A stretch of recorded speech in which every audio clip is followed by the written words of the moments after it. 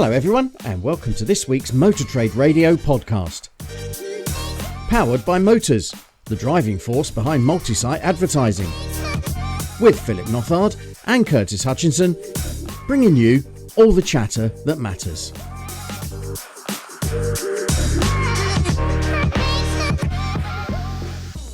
So it's been a busy 7 days for the industry, hasn't it, Phil? Because a number of industry events, including AM Live, which we talked about last week, but AM have also released its AM 100, and we've just had the Motor Trader Awards as we record this on the morning after. So we don't actually know who's won anything apart from Dale Wyatt, who won Outstanding Achievement Award. So congratulations to Dale, friend of the pod. Yeah, no, as you say, I mean, a huge. I mean, I saw a little bit of the outputs of who was winning what over the evening and stuff like that. Which I'm sure next week we may be able to touch on a few that are significant ones. But as you say, I mean, huge shout out to as you say there with Dale Wyatt.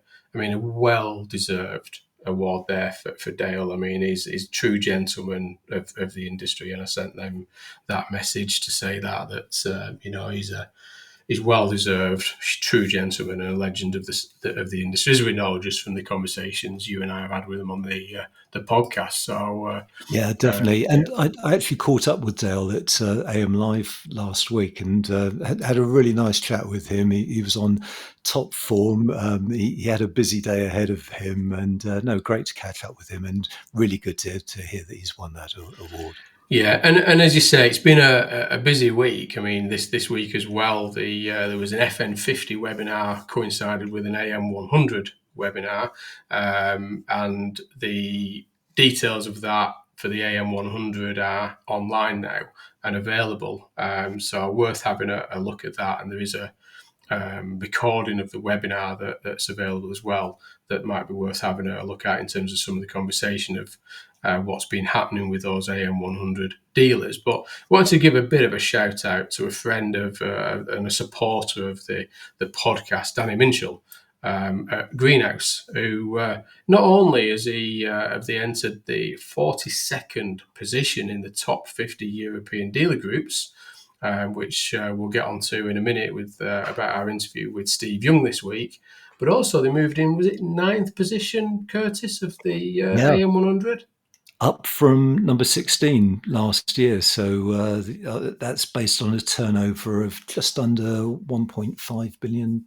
So, it's a huge achievement there. So well done to the team at Greenhouse. Yeah, well, I did catch up with Danny, and they were hoping just if they could nudge into that top 10 with some of the work that they've been doing, expansion plans that they've been doing. So I know you're an avid listener to the podcast. So congratulations to you, Danny, Ash, and the wider team there at Greenhouse. And you've mentioned our interview with Steve Young. So we did spend a bit of time during the week with Steve and for this standalone podcast. And as you say, it was themed around the top 50 European dealer groups, which is something that Steve and ICDP work on every year. And in fact, it's their 10th anniversary, which is something he was able to share with us because over the course of those 10 years, they've tracked the ebbs and flows and the comings and goings of groups and the sector as a whole, and fascinating insight that he shared with us on the impact, especially this year, of consolidation.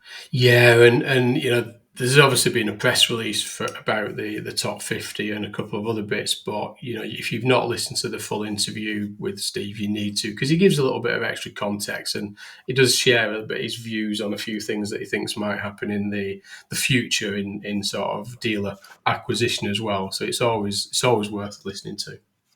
And Phil, you've been in the news this week with the latest Cox Automotive Insight Quarterly, which I was eagerly awaiting because it's your final forecast for the year, isn't it, in terms of new and used sales? So how did all that pan out? Yeah, been a busy time. So yeah, we've managed to get that over the line. So yeah, it's the last one for this year. So it's the Insight Quarterly, the IQ, which is Q4 2024. But as you say, they're looking at the 2025 new and used forecasts and and also in that, friends of the podcast, we've got Owen Edwards looking at the market from Grant Thornton's perspective, Steve Young contributed from European dealers. We've got Lee Swinard from Interpath. We've got Reggit with Chris Green there from Reggit looking at the EV consumer demand market. And we've also got Sean Harris from Code Weavers looking at finance within the sector as well. So very worth having a look at. But as you say there, Curtis, we've gone to market as we do with the new and used forecasts for 2025, and the new car market, our prediction for next year is 2.04 million as the baseline, which is 3.6% up on the prediction for this year, which we're probably going to finish just short of that 2 million this year, but still 11.6 behind the 2000 to 2019 average, with an upside of 2.3 million. And then the used, I won't talk about downsides, we'll keep it positive. Yeah.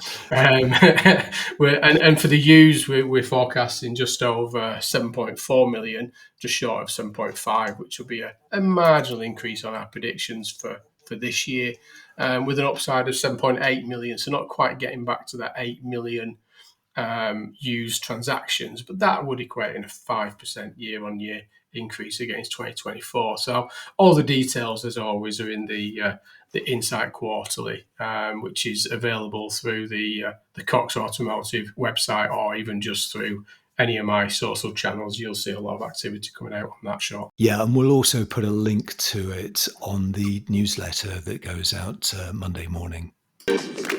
You're listening to the Motor Trade Radio podcast, powered by Motors.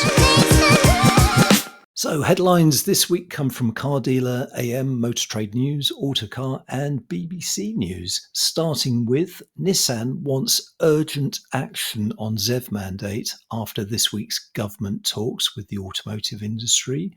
Used EV market falters in the wake of the budget. Ford cuts 800 UK jobs, claiming weak demand for electric cars. Jaguar really has been making the headlines this week. So Jaguar reveals new look and attracts plenty of flack as its network confirmed to shrink to around 20 showrooms. Bowker acquires Porsche site from Lithia Motors. And we'll finish this week with, we'll reveal the last new car to be fitted with a handbrake. Can you guess what it is? You're listening to all the chatter that matters on the Motor Trade Radio podcast. If you're a supplier and would like us to profile your business and reach our audience of dealer bosses, managers and decision makers on one of our dedicated supplier specials episodes, get in touch with Curtis and Philip at motortraderadio@yahoo.com. So companies already featured in our supplier specials include Jigcar, Checkvic and AutoChat. And look out for the next one, which will be streaming from Tuesday with MTC, the web builder disrupting the automotive sector with its bespoke websites. So getting over to the headlines there. So we're heading over, as Curtis said there, to Autocar. And this is that Nissan wants urgent action on ZEV mandate after government talks. Now, obviously, we know there's been a lot of news where the OEMs and industry leaders and people like the SMMT have been calling on the government to review the ZEV mandate. And there's been talks this week to try and change the benchmarks and the expectations of the ZEV mandate. But I think this story is saying that it didn't really go as planned. No, so Nissan, along with a number of other brands, including BMW, Ford, Stellantis, Tesla, Toyota and Volkswagen, took part in talks with Louise Haig, who's the Transport Secretary Secretary and Business Secretary Jonathan Reynolds. So that was on Wednesday this week. The SMMT were also involved in those conversations, and the BVRLA, the British Vehicle Leasing and Rental Association. But in a statement after the meeting, the government confirmed that it would actually retain the planned 2030 date for the phase out of pure ICE vehicles, although certain hybrids will be allowed until 2035. So we kind of already knew that from the manifesto and from various leaks that have come out from the government since it took power. But it did not address manufacturers' concerns about the ZEV mandate, leaving open the possibility of future amendments. So as it stands, the ZEV mandate is unchanged, but there were certainly hints from the government that it's open to conversations about possible future changes. But I think we're just talking about tweaks. We're not talking about an overhaul. No, and I think that's the bit. I mean, obviously, we don't know what those potential changes could be, whether that be a softening. I think the sector is very clear that particularly for cars, the 28% for 2025 is a significant shift from the 22% for 2024, which has caused significant challenges for the OEMs and the retailers this year. So we're hoping that that will be softened slightly and maybe weighted more towards the back end to give that a little bit of time to for things to sort of progress and the transition to EV and the adoption to EV be more accepted. But yeah, I think I think there was a few statements in this release saying that the SMMT CEO Mike Hawes said that the meeting was an important opportunity to reinstate the UK automotive industry's commitment to both economic growth and net zero. However, the industry has also made it clear its concerns about the pace of the EV transition and the negative effect this is having on the health of the overall market and the attractiveness of the UK as a manufacturing location. So very clearly highlighting their concerns there.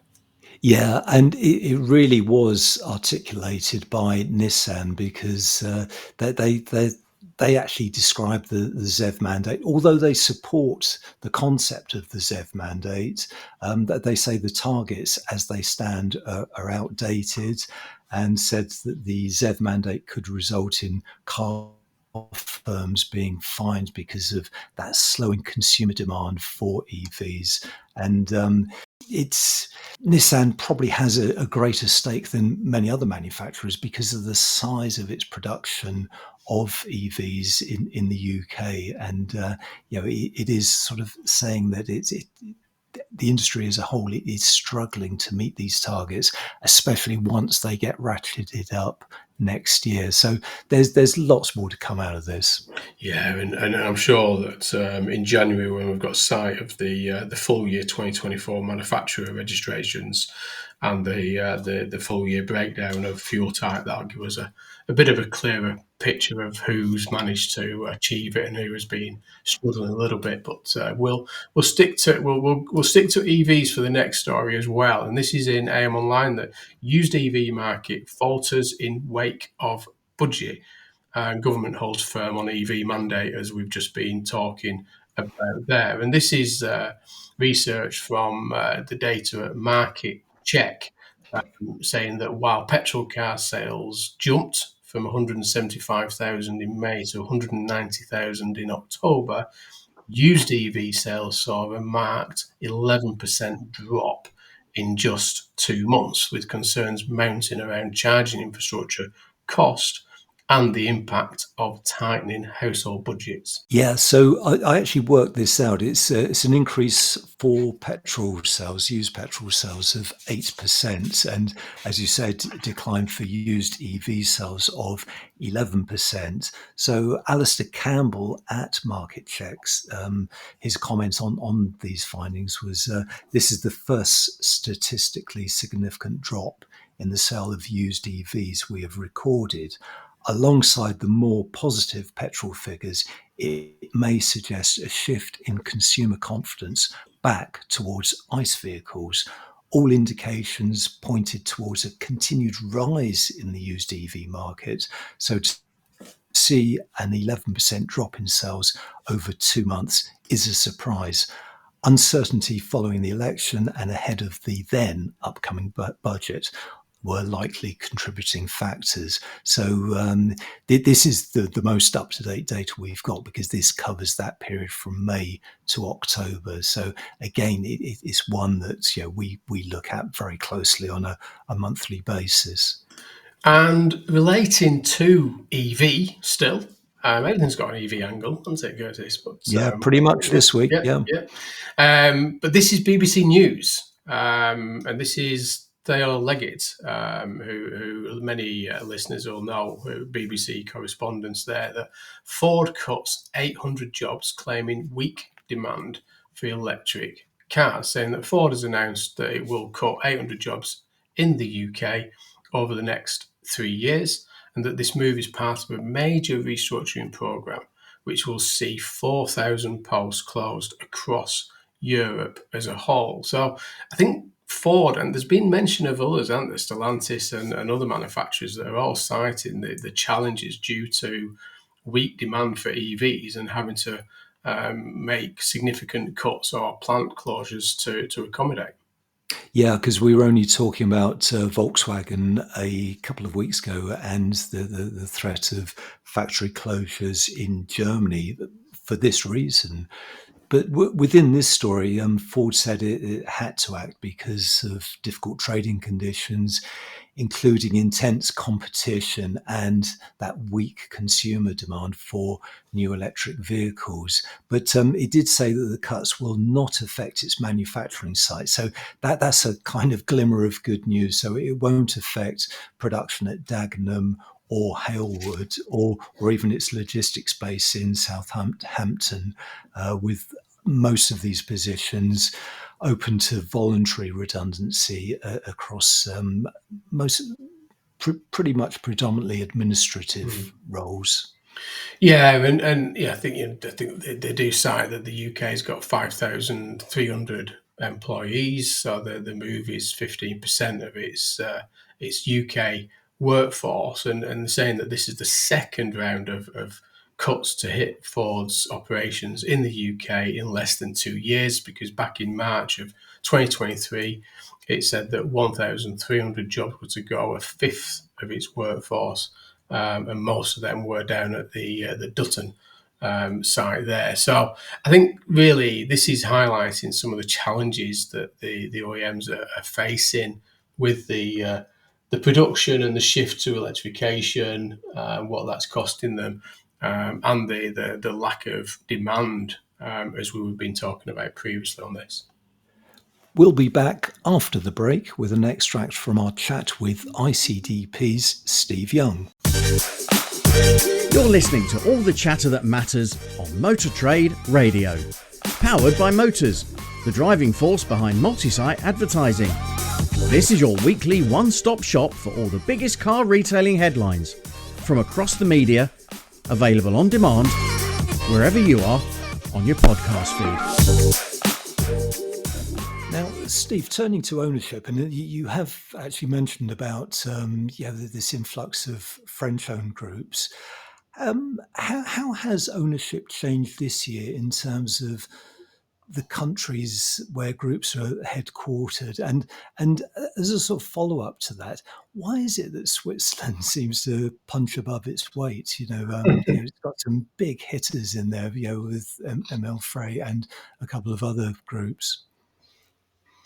I think dealing with the Swiss one first, the three big groups in Switzerland, so Emilfrei, Merbag, and AMAG, all have significant distribution activity. So that immediately obviously boosts the revenue. And they also have significant retail operations, but it helps. I think about 40% of the top 20 are are also distributors for at least one brand in one market. And that seems to be a growing trend. Someone like Hedden, for example, was not in distribution 3 years ago, I don't think. But then you asked about Chinese brands. Then they picked up distribution for a couple of Chinese brands. They picked up distribution for Ford in Sweden. So there's some new thinking coming along on the part of the manufacturers about whether they really need to be acting as the distributor, through a national sales company in every market, particularly the smaller ones. So that puts some of the dealers, if you like, you could say out of position a little bit. But that's not to knock someone like MO Freight, which is, a huge retail business as well. But in terms of the changes, I think there's been a balancing out, if you like. The UK's been attractive as a place to invest for the North Americans, but the UK specifically, not Europe as a whole. And you could still imagine that AutoNation will come in and take out somebody. So we could have another North American player and one less in the UK. The French have grown, very aggressively, and a lot of respect to them. They've become much more national, less regionally focused. So they're not just in one part of France. They've got broader coverage, and they're reaching outside of France, to a large extent. Germany's maybe the laggard. Nordic has grown, primarily because of Hedden, but that's not to knock the efforts of others like Belia, for example, which is also a strong player, but relative to Hedden looks small. Benelux, a lot of concentration, a lot of consolidation there. Some very capable groups there, and with a operating model that most British dealers would recognise, doing much the same things. And then, other markets like like Italy or Spain or Portugal are sort of sitting there with one dealer each. Li Xinghong, you'll recognise as the owner of some of the Mercedes outlets, particularly the big one in Stockport is the flagship. And we've got some other overseas investors sort of further down, from the Middle East, for example, South Africa, and they will probably increase their footprint. They've already got the presence here. They've already got their toes in the water, and they've probably got the capital to continue to invest and take advantage of some of the opportunities. It's always fascinating catching up with Steve Young when he's talking about the top 50, because, as I said at the beginning of the show, it's something that he's been working on now for 10 years. So he's got all that comparative data, and he really can track the movements from year to year. And some great insight there, wasn't there? No, definitely, and that is just a small snippet from the entire interview there with Steve. That'll be in your podcast feed. So, if you've not listened to it, then do urge you to have a listen to it, because we know with international global acquisitions where the UK sits, or whether you've got interest in Europe, it gives you that view of what's happening now in the market with those international and global dealer groups and their sort of sights on the UK or European market. So I would urge you to listen to that full interview when you get the time. Turning to the headlines and going over to car dealer. And this is the Jaguar faces heavy flack for new look as it reveals teaser image of concept car. And this is that the social media sites across the world have been awash with criticism following Jaguar's rebrand. Jaguar revealed the new look, logo, and an advert for No Cars in it this week. Supporters say that the relaunch has got the world talking about the brand at a time it stopped selling cars. I mean, probably don't need to read the story now, do we, Curtis? To be fair, I can't No, sum it all up very succinctly. and you know what? That last comment is really the key to it. So as we know, because we've covered this on the pod, Jaguar has stopped selling new cars, and it won't be selling new cars all the way through 2025. So it is, once it sells out of its current stock. And it's a point that was made within this story by Martin Brundle, the former racing driver and F1 pundit, who said, "I have no idea what this is about, but it's genius. Everyone is talking about Jaguar in a moment of time when they're not actually making cars." And in terms of damage limitation, they've got no new cars to sell, but everyone this week within the automotive sector has been talking about Jaguar because of this ad that it released. Yeah, no, and I mean, obviously, I spent time selling Jaguars in my career, and I have a bit of a passion for the Jaguar brand. To be fair, and it does sadden me that we're going through this and the challenges that the brand is facing, because it is an iconic brand, and it's an iconic UK brand, isn't it, around the Yeah. world. And it is such a shame because, there's, from a dealer perspective, there's been a lot of time, a lot of effort going through a lot of rebrands, a lot of restructuring through the recent years. And as you say there, now it does question, and I'm not one to I'm not a marketeer by any stretch, but it does question why you would spend such amount of money on a brand, unless it is a case of keeping Jaguar at the forefront of people's minds whilst they've got the challenges around supply of product. I don't know. I think that is part of it. And for anyone who hasn't seen the ad, it was released on Tuesday this week. So I do urge you to have a look. It's on YouTube. It'll be in the link to this story on Car Dealer. But it's an odd one because it features effectively catwalk models with sharp haircuts, wearing brightly coloured clothing on this sort of Mars-like landscape.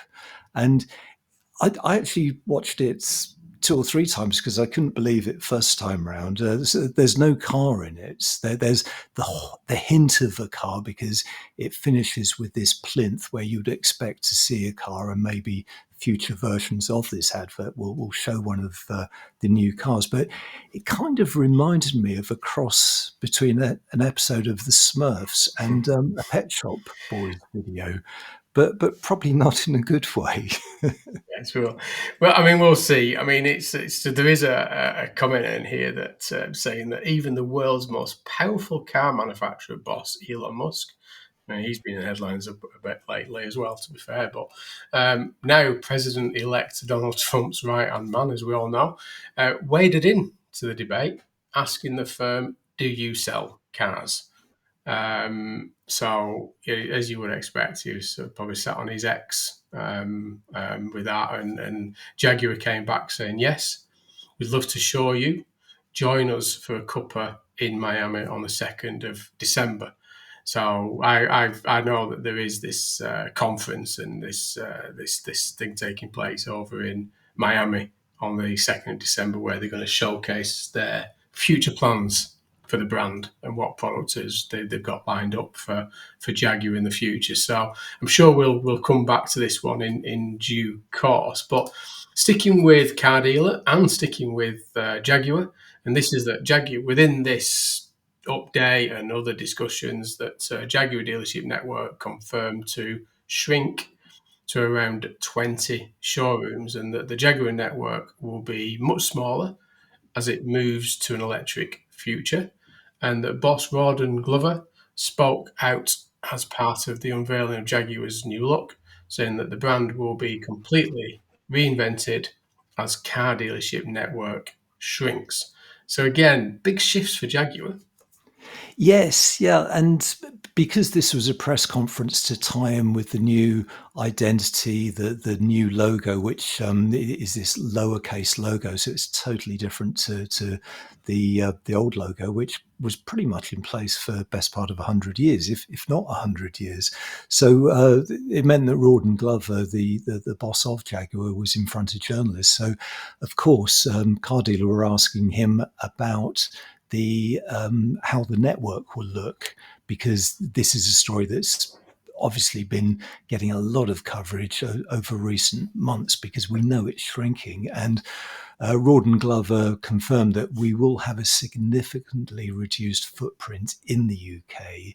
And when asked if it will be closer to the rumoured 20 Jaguar showrooms reported to be left remaining, he added, it will not be far off that number. So that's taking it down from 83 sites to 20.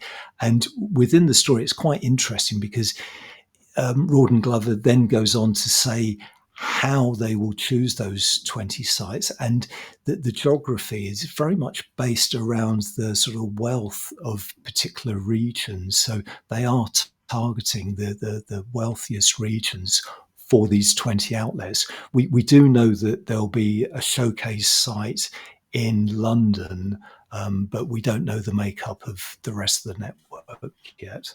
Yeah, so we'll keep a close eye on that one. And just very quickly, there's been an acquisition, and I think there's probably quite a few little acquisitions taking place that don't necessarily hit the headlines. But this is in Motor Trade News, saying that Bowker Group takes over at Porsche Centre Bolton, and this is that the Lancashire Group doubles its Porsche representation. That's a bold headline. Yeah. Yeah, and it is a particularly interesting one. Okay, it's just a one-off acquisition, but Bowker Motor Group have acquired this Bolton Porsche site from Lithia Motor Group. So it does rather suggest that after Lithia bought Pendragon, and this was a former Stratstone site, that it's running the rule over all the sites that it did acquire, just to see if they fit with the business as it plans its future representation in the UK. So it does make sense if they decided this was no longer a fit. And certainly for Bowker, it's a great acquisition, because it doubles the brand's representation in the 8-strong Bowker portfolio, alongside the Porsche Centre it's got in Preston, because it does also represent BMW Mini and BMW motorbikes. So, it's definitely a good fit. It increases their Porsche stake.